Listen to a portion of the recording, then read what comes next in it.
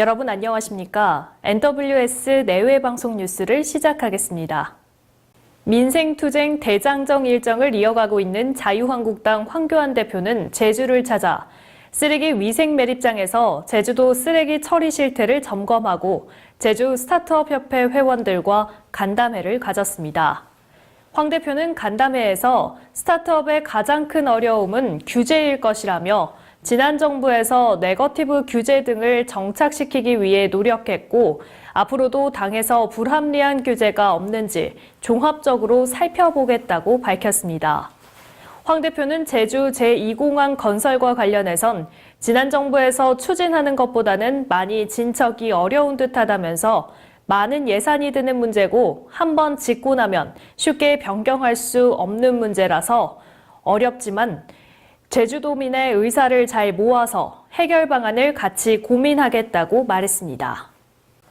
탁현민 대통령 행사기획자문위원은 문재인 대통령의 부인 김정숙 여사가 5.18 민주화운동 기념식에서 황교안 자유한국당 대표와 일부러 악수를 나누지 않았다는 주장에 대해 그 의도가 참 못됐다고 밝혔습니다.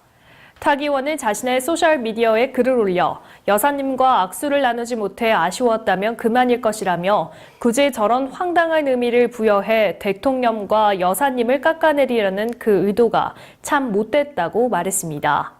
탁 의원은 행사 참석 전후 대통령과 여사의 동선은 전열의 참석자들과 악수를 나누는 것으로 시작하고 끝이 난다며 앞선 대통령의 이동 시간에 따라 여사가 미처 악수를 나누지 못할 때가 있다고 설명했습니다. 우리 정부가 지난 17일 북한에 대한 인도적 지원 결정과 개성공단 기업인들의 방북 허가를 발표한 지 3일이 지난 가운데 북한 매체들이 별다른 반응을 보이지 않고 있습니다. 북한 노동신문은 어제 논설 형식으로 최근 적대 세력들이 경제 제재에 필사적으로 매달리는 한편 북한 내부에 불건전하고 이색적인 사상 독소를 퍼뜨리고 있다고 주장하며 관료주의, 부정부패를 엄격히 처리해야 한다고 강조했습니다. 다만 기사를 통해 과거 토고, 몰타, 모잠비크 등의 사례를 소개하며 원조는 발전 도상 나라들의 명주를 틀어주려는 제국주의자들의 지배와 야속의 올감이라며 하나를 주고 100을 빼앗으려는 강도적 약탈의 수단이라고 언급했습니다. 미국과 이란의 긴장이 최고조로 치닫는 가운데 도널드 트럼프 미국 대통령이 이란을 향해 종말을 언급하고 경고에 나섰습니다.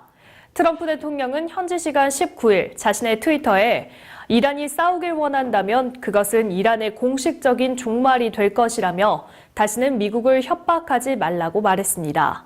미국이 중동에 12만 병력을 파견하는 군사 옵션 카드가 거론되온 가운데 이란과의 전쟁을 원하지 않는다고 선을 긋던 트럼프 대통령이 며칠 만에 다시 발언 수위를 높인 것입니다.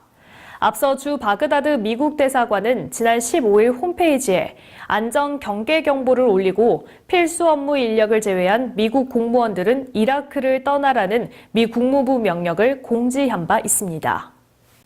브라질 북부와 북동부 지역에서 지난 주말 총격 사건이 잇따르면서 최소 17명이 목숨을 잃었습니다.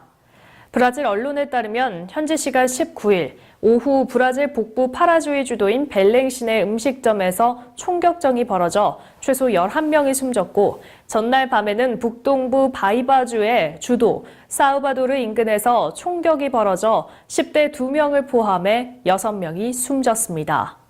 현지 경찰은 두 사건 모두 용의자가 체포되지 않았다고 밝혔습니다.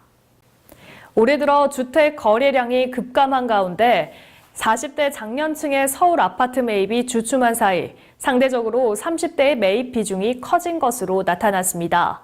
한국감정원과 국토교통부가 발표한 연령대별 주택 아파트 매매 거래량 통계에 따르면 올해 1월에서 4월 서울 아파트 매매 건수는 총 7,795건을 기록한 가운데 40대의 매매 비중이 26.7%, 30대의 비중이 26.1%로 큰 차이가 없었습니다. 한국감정원 관계자는 경제적 여유가 있는 40대와 은퇴를 앞둔 50대는 아파트 외에도 임대사업 목적의 다가구나 연립, 재개발, 재건축 대상 단독주택도 많이 사는 반면 30대는 생애 첫 구입주택으로 아파트를 희망하는 경우가 늘면서 다른 연령대에 비해 매입 비중이 커지는 추세라고 설명했습니다. 이랜드 리테일이 아울렛 납품업자들에게 판촉 행사 비용을 떠넘기고 제대로 된 협의 없이 매장 위치를 바꾸는 등 이른바 갑질을 한 사실이 드러나 과징금 처분을 받았습니다.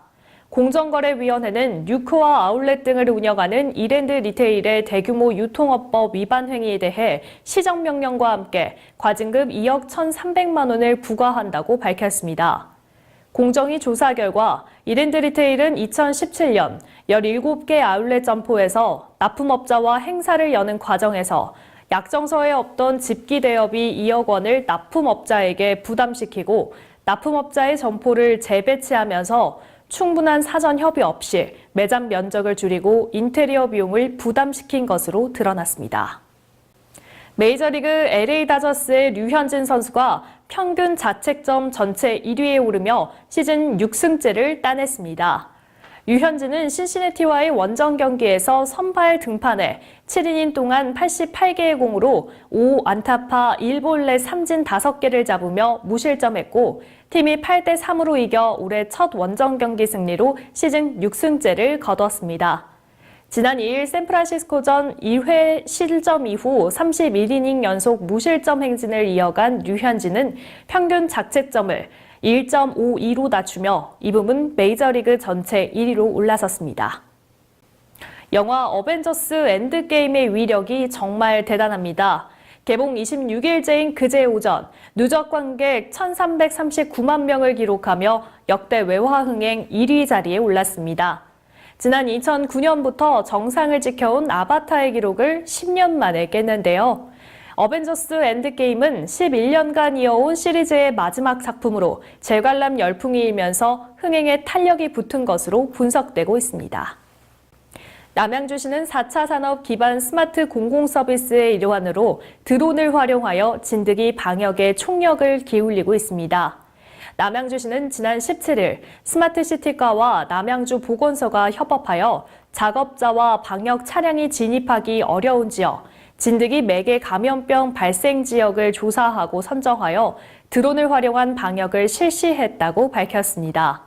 또한 공원과 하천 주변에서 유해 매체를 조사하고 방역 지역을 선정해 드론을 이용한 방역을 4회에서 5회 더 실시할 예정입니다.